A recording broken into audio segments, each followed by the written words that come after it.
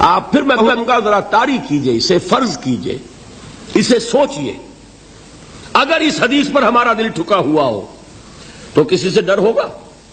یہ مجھے نقصان نہ پہنچا دے، یہ میری رپورٹ خراب نہ کر دے، یہ میری انکریمنٹ نہ رکوا دے، یہ میرا یہ نہ بگاڑ دے، یہ میرے یہ نقصان نہ پہنچا دے. اس کا ڈر، اس کا ڈر، اس کا خوف، اس کی خوشامد، اس کے لیے جا کر طرح طرح سے اپنی عزت نفس کو ذلیل کروانا اس کے سامنے. یہ سب کچھ کیوں کرتا ہے انسان؟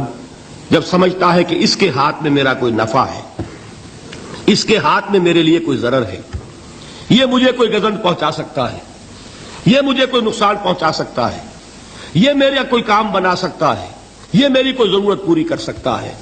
اسی کا نام شرک ہے. جہاں آپ نے یہ سمجھا کہ غیر اللہ کے اندر کوئی طاقت موجود ہے، وہی شرک ہے.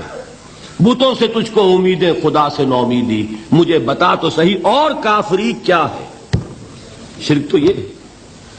جس پر بھی تمہیں یہ خیال ہے، کلمہ ہے یہ کلمہ سوم، لا حول ولا قوت الا باللہ. ذرا اس پر دل کو کبھی اگر آپ تصور کریں، پھر فرض کریں، دل ٹھک جائے اس پر. کوئی طاقت نہیں. یہی بات تھی جو شیخ عبد القادر جیلانی رحمۃ اللہ علیہ نے اپنی وصیت میں اپنے بچے سے کہی. 11ویں دینے والے ہیں، لیکن حضرت شیخ عبد القادر جیلانی کی وصیت اور تعلیمات کو کتنے لوگ ہیں جو جانتے ہوں؟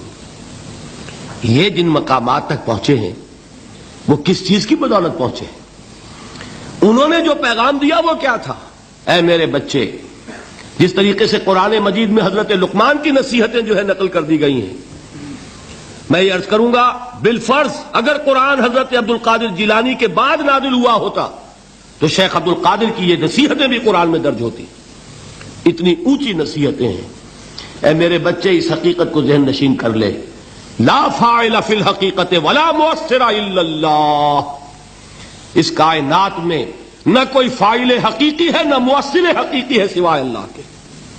کسی شے میں کوئی تاثیر نہیں اگر اللہ نہ چاہے. آگ جلا نہیں سکتی اگر اللہ نہ چاہے. پانی ڈبو نہیں سکتا اگر اللہ نہ چاہے.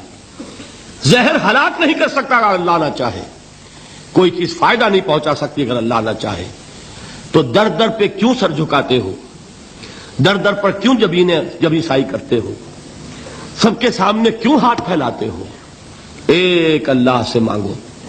ایک اللہ کے سامنے زمین پر اپنی جبین رکھو. لا فاعل فی الحقیقت ولا مؤثر الا اللہ. نظر آتا ہے ہمیں کہ پانی پیاس بجھا دیتا ہے. پیاس بجھانے کی صلاحیت پانی میں نہیں ہے، اللہ کے اذن سے. کھانا بھوک مٹا دیتا ہے، بھوک مٹانے کی صلاحیت کھانے میں نہیں ہے، اذن رب میں ہے. دیکھیے یہی یقین تھا. حضرت موسیٰ علیہ السلام کا واقعہ یاد کیجئے.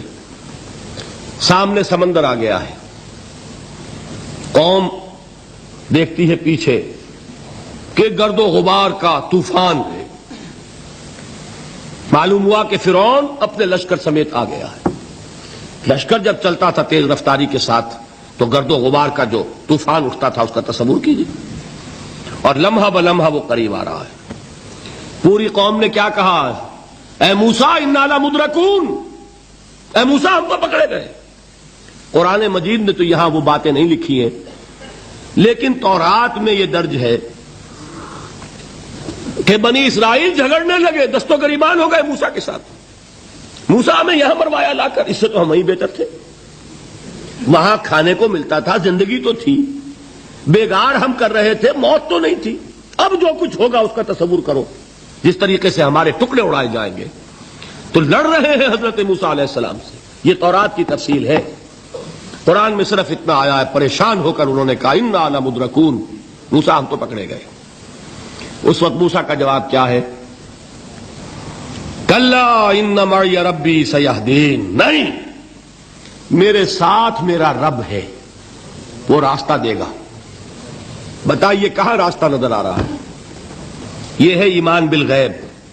راستہ نظر نہ آئے تب اللہ پر یقین ایمان ہے.